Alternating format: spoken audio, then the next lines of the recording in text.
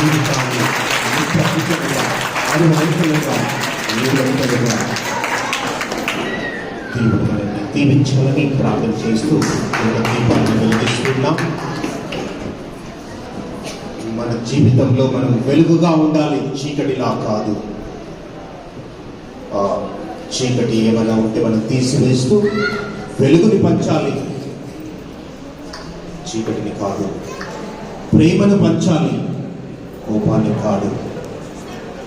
శాంతిని పంచాలి, అశాంతిని కాదు అని తెలియజేస్తూ ఇక్కడ దీపాన్ని వెలిగించారు. కృతజ్ఞతలు తెలియజేద్దాం.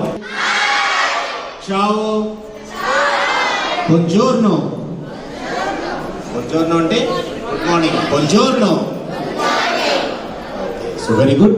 ఇప్పుడు మనం